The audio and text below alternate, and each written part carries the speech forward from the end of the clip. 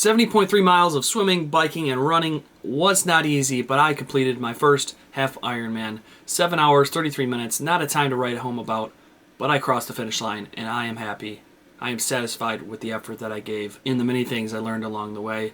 Here are 7 things I learned in my first half Ironman.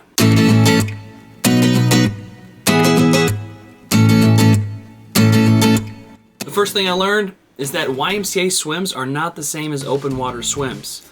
I did one open water swim and it didn't go well, but yet I swam 1.2 miles in the pool 2 days before the competition, the race, and I was very confident in my swimming abilities. But when it came time to hitting the water, I started real fast, and within 100, 200 meters, I started to panic. The waves were really turbulent for the first 0.3 miles, the straight stretch until we hung a Louie at the buoy. That's the first thing I learned, is that swimming in a pool is not the same as swimming in a lake in the open water. The second thing that I learned is just the rules of the race. Specifically, you're allowed to hang on to a kayak. As long as you don't use it to push off, you don't use it to paddle you through the swim, you're allowed to hang on to a kayak, get your bearings, catch your breath, which is exactly what I did in order to make it through the swim. I hung on to the first kayak, then when I was panicking, I just said, I'm just gonna go get to that next kayak, and I did it one more time, get to the next kayak, and then after that, I just kind of, slowly made progress, got my bearings, and made it through the race. But it's important to know the rules of the race, because if I didn't know that, I might have quit, I might have turned around, I might have drowned. Probably not, because the kayaks are there for your safety. But if I didn't know that, things would have been a lot different. Know the rules of the race. It also probably is important to know when aid stations are, so you can better time up your fueling. The third thing I learned about the half Ironman is again related to the swim, and that is that there's so many people in the water and a relatively short path and width for the path, even though they disperse people over time. So in our case, I think there was 1,100 athletes, and they had 4 or 5 go at a time, and so it took 35 minutes or so for each set of 4 or 5 to jump off the ferry and get in the water. But the thing that I learned is that when you do an Ironman like this, with this volume of people, you're going to get kicked, you're going to get clawed. It's going to happen. You're going to run into people. It's going to suck. You're not going to feel the bottom of the water, so when you're getting kicked and clawed, you got to keep your composure, and you just got to keep going forward and do your best to not get kicked and clawed. That's a real thing. That's an expectation that I'll have for the full Ironman, and I'm going to plan accordingly. The fourth thing I learned from this half Ironman is that you need a road bike. I barely got by with the hybrid bike. I was pedaling really hard on a flat course, and I still only barely beat the cutoff. You need a road bike. You need the cool handlebars.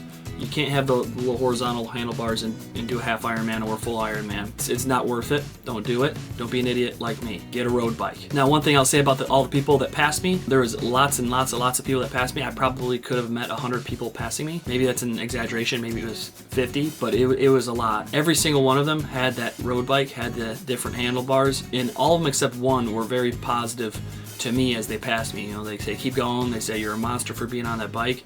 They say, dude, you're a beast. They said a lot of things and helped keep me going.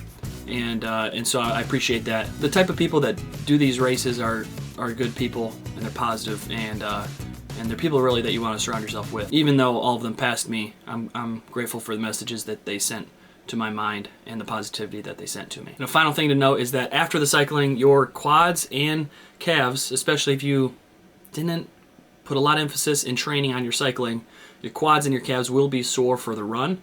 For me, during the run, it was about 3 miles in, they were pretty sore, and then you kind of got a little bit used to it, but it definitely affects your performance overall, just from being tired from that cycling. Make sure you do more cycling. The fifth thing I learned, and that it comes right along with that cycling that I just mentioned, is that strength comes through preparation. Those who sweat more in training bleed less in war. I felt that I prepared really well for the run, and it prepped up my muscles, so that was the easiest of the 3 for me. I prepared well overall in my swimming, but I really needed some open water swims. I needed some deep water chaos, to truly prepare myself, even though you may never really be prepared enough for the heat of battle for your first half Ironman race. Regardless, I should have done some more open water swims. I should have done a ton more cycling, and I plan to do that for my full Ironman. I plan to prepare better in all 3 facets of the race. The sixth thing that I learned from this half Ironman is that self-talk is so important.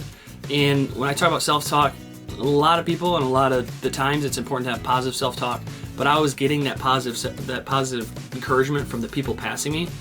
So for me, a lot of times it's important to have almost negative self-talk. Not negative self-talk like you're terrible, but negative self-talk like, maybe it's not negative, but like push harder or like stop being a wuss, because my groin area did not feel good at all during the course of the cycling. Every time I would like adjust on my cycle, I would feel, quite a bit of pain to the point where I worried long term about my groin area. Sorry if that's too much information, but it's just how the race went. And I got to fix that with the bike. I got to get a road bike for this full Ironman. I got to make it happen. But my point is, I was being a wuss in a lot of ways, especially in the run. I walked many times in the run just from the nature of being tired, or it's a 7-hour race. I was probably tired, and I let my mind not overcome my bodily difficulties, trials, tribulations. And so I just got to be better in my mindset, and then I also got to be better in when is the right time to have positive or negative self-talk. The self-talk over 7.5 hours or 7 hours or whatever the race is for you is so important. And so that's something that you build up in training, and you need to continue to put a specific emphasis on. I don't remember all the details, but there's a book called Do Hard Things by Stephen Magnus, I think. He talks a ton about self-talk. Maybe in another video I could talk about that, kind of just what I gathered from that book. But if you want to learn more about self-talk, that's a good book to get. It's called Do Hard Things by, I think, Stephen Magnus. And finally, the 7th thing that I learned from this half Ironman is that after you go through all the pain, after you go through the swim, the wanting to give up, but then pushing more, the cycling, the half marathon, after you swear that you'll never do something like this again, and you finish the race, and you feel good because it's over, because it's done, because you did it, you're going to want to do it again. That's what I learned. I definitely want to do the full. Despite the fact that during the swim, I questioned why I even thought I could swim 1.2 miles in the open water, and why I thought I could do a full next summer in 2.4 miles of treacherous water. Despite all those crazy thoughts going through my head during panic mode, I finished the race, the half Ironman that is, and I still want to do the full because I'm not giving up. And because I know that the key to pushing yourself to new limits is staying right on the edge of your comfort zone. The journey continues, the chase goes on.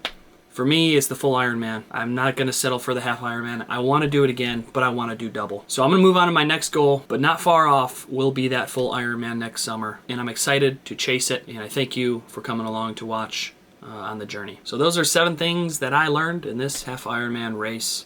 I hope if you do a half Ironman or some other triathlon of sorts, that maybe something I said here helps you. Thank you for watching. It's been real, it's been fun. It's been real fun. Keep working hard in whatever you're pursuing, and stay classy no matter what.